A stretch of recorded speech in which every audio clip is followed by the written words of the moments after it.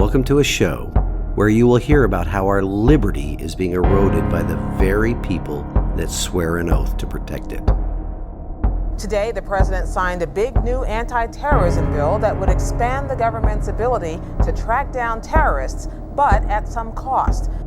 On this show, we will discuss many of the lies that the government that hates us, by the way, we will discuss the lies that the people in positions of power and influence spread every day.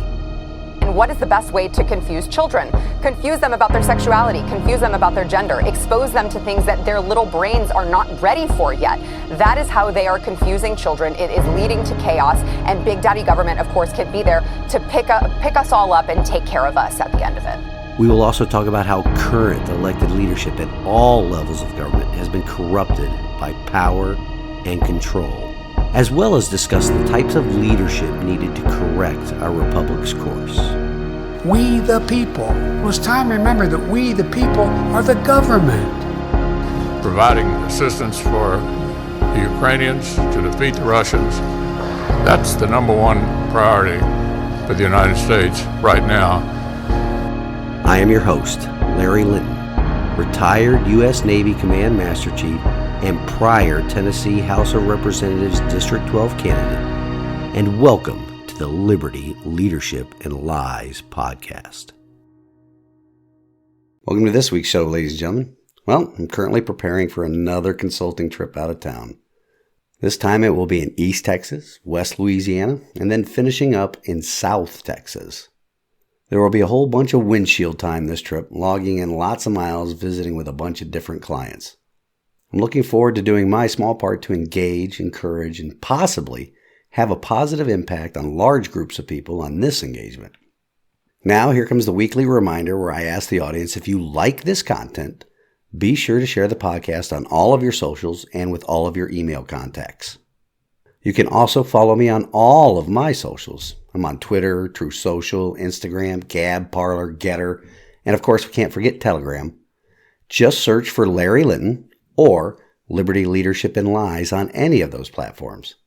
My primary page is on the web at libertyleadershipandlies.com.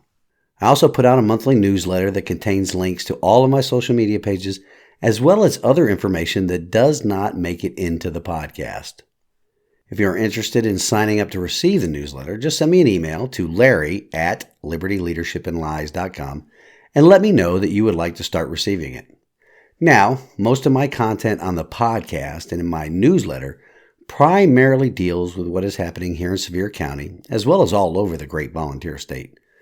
Although each week I do try to ensure some national content is included in each episode and sometimes in the newsletter, because I don't want to leave out those people that have decided to take action and get involved in our system of self-governance where they live.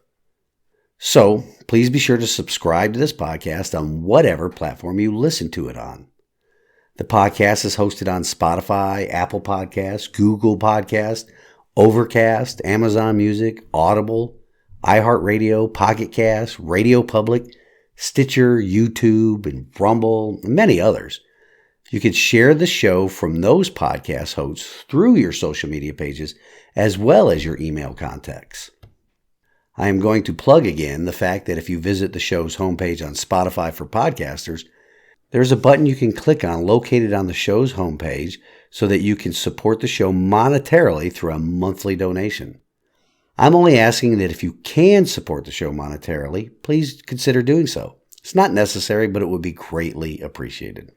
Now let's get into this week's topic of liberty. I'm going to start this week's episode with a question. A simple question, really, but one which should get the audience to really think.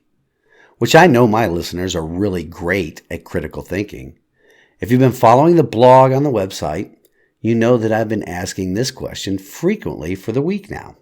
The question is this: what or who do you think is the greatest threat to liberty today in our constitutional republic? Well, let's break down some possible answers. First, is it China and that communist country's pervasiveness into every aspect of our society? The amount of influence that the Chinese Communist Party has in our social media platforms as well as our regular news media. Maybe it's through the influence they have purchased in the number of politicians they own outright, or even the land purchases that China is engaged in all over our country. The latest estimates have it at nearly 200,000 acres, and that's just the official count. There is no telling how much land they own through intermediaries and other such proxies. But is China and the Chinese Communist Party the biggest threat to our liberty here at home, or are they a partner with or a subset of what I believe is the biggest threat? You should be taking notice of how the petrodollar is being replaced by the petro yuan all over the world. This is a titanic shift in global politics, weakening the dollar and setting up China as the biggest financial player on the planet. And this is only enabled further by the current feckless occupant of the White House and his communist handlers. But not just them, as we will discuss that later in the show. As a matter of fact, I was having that very discussion with a couple at a local business earlier this week. We were discussing the move to a global digital currency being made by our own government, as well as the actions in the Tennessee General Assembly lately that will enhance that move. It was halfway through the discussion that this couple asked my name. You see, the business proprietor where we were at, he was asked the question by this couple, and he referred them to me without introduction.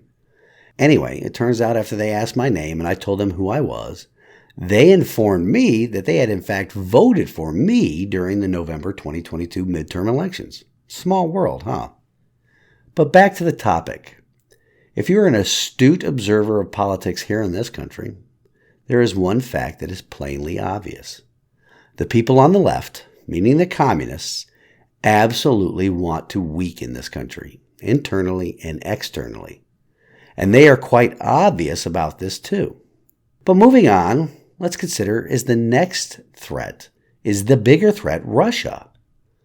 It's a country who brings the horror of nuclear war with them in the current global state of affairs.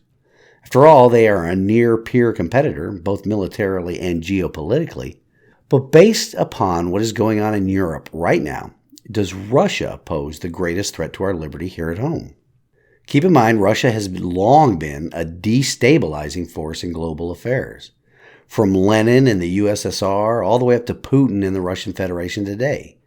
That country, and the former group of countries of the USSR, have long been led by strongmen whose goal has been world domination.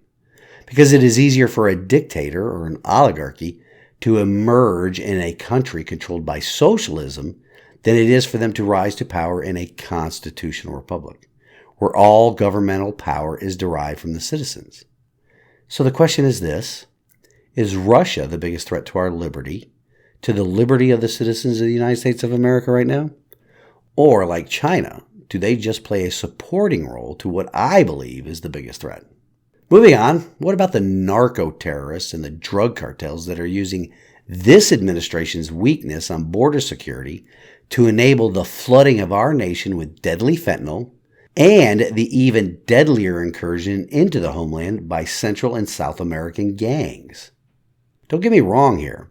While this administration has reached peak levels in enabling this invasion, it isn't just this administration that has shown weakness on border security. Plenty of prior administrations bear their share of the blame on weak border security as well. This administration takes the cake with their gall, though. It was just on the 21st of March that the ice cream connoisseur tweeted out a statement, and it is this, quote, MAGA House Republicans put out extreme budget proposals that would eliminate funding for over 2,000 Border Patrol agents, undermining our ability to combat drug trafficking. My budget keeps our borders secure while expanding legal pathways for migrants seeking asylum. Unquote. I actually thought that was a parody account at first.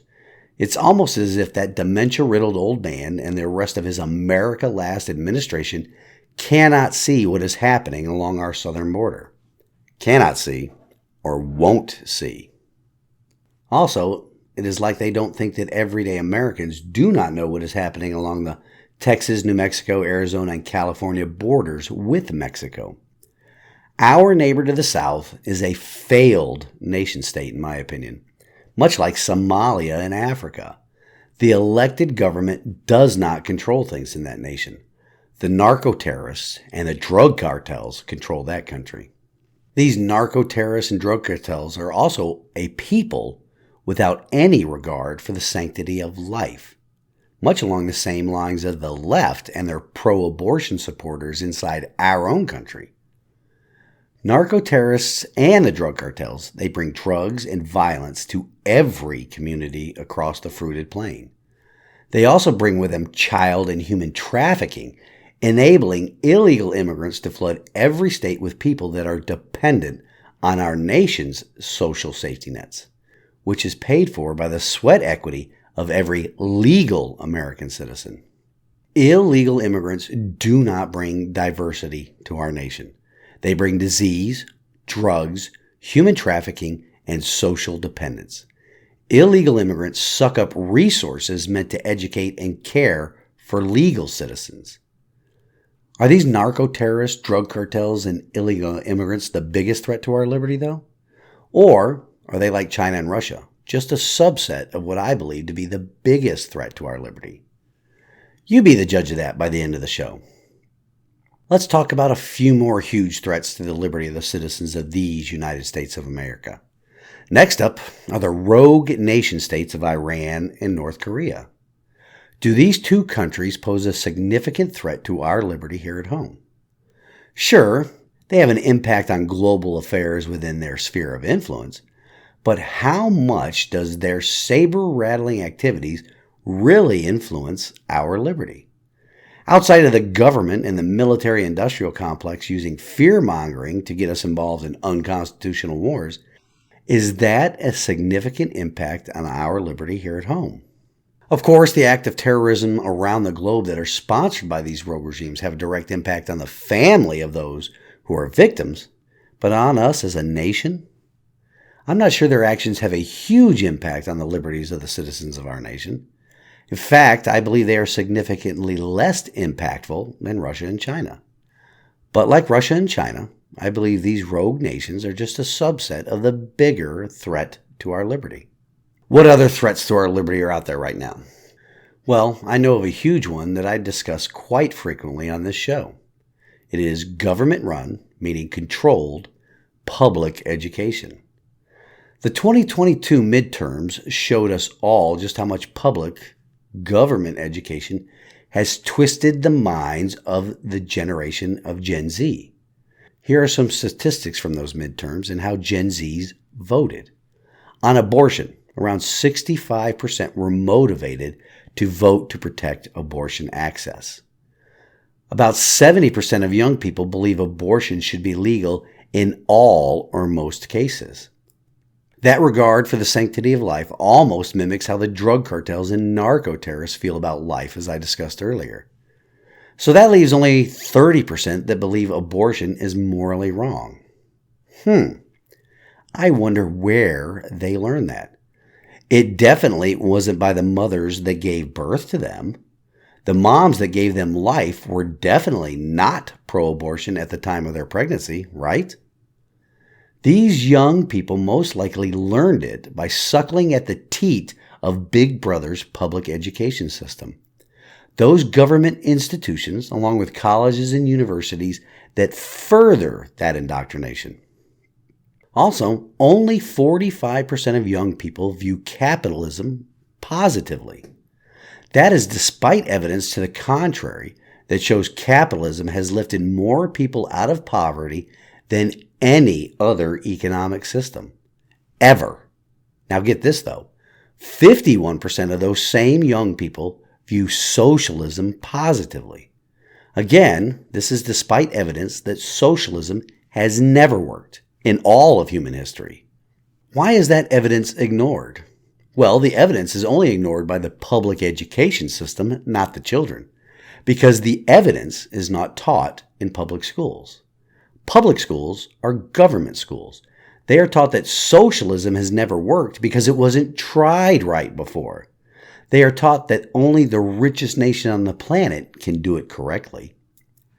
This brings to mind a conversation I had with my daughter the other day. She is now a small business owner as well here in Sevier County. Being a small business owner comes with many more challenges with regards to tax season in our nation. Something these Gen Zers and some millennials that aren't small business owners will never understand because they aren't educated on things like that in government schools. They sure are getting educated on diversity, equity, and inclusion though, right? That dreaded DEI, which is only dreaded by normal people that are capable of critical thinking. Anyway, in my conversation with my daughter surrounding tax season, after some back and forth about the lessons I learned in dealing with taxes and tax filings, she had this to say about government education. Quote, I wish they taught classes in high school about taxes and actual life skills that you would use as an adult. They really do want to dumb down our kids and conform or brainwash them so they follow the corporate race, always an employee and make other people money, meaning the government. Unquote. That really sums it up, doesn't it? Government schools don't educate children on the evils of socialism. They don't provide children with actual life skills. Instead, they are indoctrinated into believing they are either a victim or an oppressor. Government schools also try to teach our children that they can be something other than what they were born as, contributing to a pandemic of mental health problems. Look no further than all these young people who are turning themselves into mass shooters, like what happened in Nashville earlier this week. Government schools also don't educate children on the unique founding of our nation, except to say that it was built on the backs of slaves. Gen Zers, they like to tout their independence, but in the 2022 midterm elections, results from exit polls say that roughly 60% voted for Democrat candidates, while less than 37% voted for the Republican candidate. Exactly which of those parties can claim a majority membership of teachers in our nation? Teachers and an education system that do not teach the fundamentals of constitutional governance in our republic. Children are not taught that they are the masters of government. In fact, they are taught that government is the solution to all of our country's problems, despite the fact that government caused almost all of those problems itself. As you all know, I really do think that public education in our republic is a huge threat to our liberty. At the rate we are currently going with that failed education system, it will not be long before the Gen Zers that are indoctrinated with that false ideology will drag this country headlong into socialism. And they'll do it in the voting booth. Remember this old adage, you can vote yourself into socialism, but you have to fight your way out of it. Once again, though, I believe that although public education is a huge threat to our liberty, it isn't the biggest. It only plays a role in what is turning out to be the biggest threat. It is a subset of it, like everything else that I have mentioned so far. What about international terrorist groups like ISIS and Al-Qaeda? We haven't touched on them yet. Are these international terrorist organizations a huge threat to our liberty at home? In some ways, they play a role. If you can remember, it was Al-Qaeda's attacks on 9/11 that spawned the creation of the Patriot Act. Oh, by the way, pay attention to what Congress is doing in trying to ban TikTok. It is a Trojan horse Patriot Act on steroids. But the Patriot Act has allowed our government to violate our civil liberties willy-nilly, often without the knowledge of the individual citizen either. But like acts of terrorism sponsored by rogue states like North Korea and Iran, outside of the immediate personal impact on individuals and families, just how much do they directly impact the erosion of liberty here at home? Much like the other threats to our liberty already discussed, these international terrorist organizations, they just play a role in the machinations of the biggest threat to our liberty. Now let's talk about the economy and inflation. We've discussed inflation before and how it is only caused by government spending. Milton Friedman, once the world's foremost economist, described that in detail. I shared his exact words on this show. It was on episode 77. You can go back and listen to that show again to refresh your memory. But despite this and previous administration's protestations to the contrary, it is government spending and only government spending that creates inflation. Nothing else. Definitely not one of the left's favorite demons, corporations and corporate greed. Government creates inflation and exacerbates it. But is economy and inflation a huge threat to our liberty? I believe it is a threat in that it directly impacts our ability to participate in our current system of self-governance. It also drains us of our sweat equity and drives up the cost of living in every facet of our lives. But like everything we have discussed so far, inflation and our current economic system are just mere subsets of the biggest threat to our liberty right now. Which finally leads me to reveal who I believe our biggest threat to liberty is right now. Before I let you know who or what I think it is, I have to ask you another question. And it is this: who is the more dangerous of the two in a conflict? Your declared rival or a duplicitous ally? On the one hand, if you have a declared rival, you develop tactics, techniques, and procedures, TTPs, to defeat them. Not only through direct engagement or contact with your rival, but also by studying their TTPs.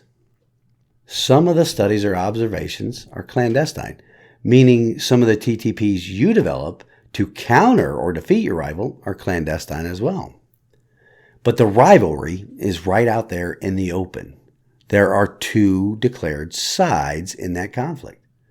Now, if you have a declared ally that is actually helping your rival in the conflict, which of the two is more dangerous to your success? Of course, it would be the ally who is in fact helping your rival and not you. So, the answer to the question, who is the biggest threat to our liberty? That is a duplicitous ally. And right now, this duplicitous ally is the Republican Party. Parts of the Republican Party, for sure, not the entire, but parts of it. Many of you have heard in the last 2 episodes how the Republican Party here in Tennessee and in Sevier County has thwarted me at every turn in my attempts to bring conservatism back to my county and the state. Of course, there will be some who say that I am just venting against what happened to me, and that's true, but something else is true. It isn't just me that the Tennessee Republican Party has gone after. It is conservatives all over the state that are working to bring the state's Republican Party back to its constitutional roots. It has happened to Gary Humble during and after his primary election contest against Tennessee Senate Majority Leader Jack Johnson. There was also the election to the state executive committee by the state's Republican Party that was nullified by that party when Mark Pulliam won the seat in a write-in campaign last year. In essence, the GOP in that situation completely disregarded the will of the people. Sounds like a party committed to constitutional principles, doesn't it? In my case, it was bylaw rules for thee and not for me as it relates to being a bona fide Republican, along with the party's extra constitutional residency and, let's not forget, the fee requirements to run for office. Now there's the latest coming out of Williamson County, where that county's GOP has broken every one of the rules in the state GOP's bylaws as they relate to the biannual reorganization convention. They absolutely had to break the rules because more than 500 true conservatives had signed up to vote in new leadership for that county's party. The establishment GOP, our supposed allies in the fight against the left and socialism, cannot stand for the people they once took for granted to attain leadership position within the county's party. So, what we once thought was our ally in this struggle has actually been stabbing us in the back. An organization full of traitors to liberty. People who you once thought were allies are actually aiding and abetting the enemy. These stories, Sevier County, Blount County, Williamson County, and even my latest discovery of shenanigans in Athens, Tennessee, they are common to nearly every county in the state. And it isn't just here in Tennessee either. It's happening on a national level as well. Ronna McDaniel and the national GOP has taken advantage of conservatives all over the country, all the while aiding and abetting the the Communist Party. There have been some conservative victories recently, but they have come in spite of state and national GOP assistance. The last midterms are a good example where conservatives were either not supported by the establishment GOP, or the establishment actually worked against the conservatives, working in tandem with the communists. After the 2020 presidential election, they worked feverishly to raise funds for election integrity, as well as to expose the fraud that occurred in that election. And what do they have to show for that? Well, exactly. What did they do with all of that money? I could tell you that it wasn't used to expose the fraud or to fight for election integrity measures. It was used to fund a lifestyle the establishment has grown used to through their past fundraising efforts that are pure fraud in itself. So yes, ladies and gentlemen, it turns out the biggest threat to our liberty are the traitors in our midst. They speak out of both sides of their mouth, and the only people that are actually seeing a benefit from their duplicitousness are the communists in our republic. An ally that isn't really an ally is much more dangerous than the known and acknowledged rival. Specifically, if you are counting on the supposed ally in the fight to restore constitutional principles. Many parts of the GOP, at the state and national level, are nothing more than a good old boy network out to maintain their own lifestyle and leadership positions. They are no longer concerned with the condition of our republic and its state of retrograde. Nonetheless, though, we must continue the fight. We just have to find better allies. You can find them by getting out in your community and collaborating with other liberty-loving patriots. Willing to step into the arena and suffer the barbs, accusations, and belittling by the people that preach love and acceptance, but only love and acceptance of their beliefs. They are intolerant of anything outside of those beliefs. So be brave. We did not ask for this fight, but we have to fight anyway. Well, that is all the time I have this week, ladies and gentlemen. In closing, we have this week's wisdom from God's Word, and it comes to us from Proverbs 26:26. Their malice may be concealed by deception, but their wickedness will be exposed in the assembly. The greatest threat to liberty, of liberty-loving citizens, not the socialist and communism-loving citizens, is the political party that lies to our face. The political party that with one face tells us they will fight for constitutional principles, that they will fight against the creeping socialism that is on the verge of taking over this great constitutional republic, but with the other face work to prevent true constitutionalists and conservatives from being elected to office. They will give lip service to the principles of liberty, freedom, and constitutionally protected rights, but will in all actuality work to erode those same principles. Yes, ladies and gentlemen, their deception conceals their malice towards true conservatism. Their wickedness is now being exposed by those same people, but the number fighting them is extremely small. It is time for true conservatives, true believers in our beloved Constitution, to take a stand in the arena, not only against the obvious foes of liberalism and socialism, but also to take a stand against those within the Republican Party that work against the actual Republican Party platform. We all need the number of people taking a stand in this arena to grow, to expose people like Scott Golden of the Tennessee Republican Party and Ronna McDaniel of the National Republican Party, and all their minions that are working at the county level all over the country. Seek the ones out that are fighting this fight and stand arm in arm with them. Encourage them. Become one yourself. Start locally by taking over school boards in the city or county commissions, or even leadership positions within your state Republican Party. Be a leader of change locally and on the state level. When enough of us do that, then we can truly change the tide. We can fix the course our nation is currently on right now. The course that not only the leftists have put us on, but the one the greatest threat to our liberty has enabled the left to be successful in putting us on. Thank you all for listening this week, and I pray that you all enjoy the rest of your weekend. Until next week, stand in the arena with me. Reveille, it's time to wake up.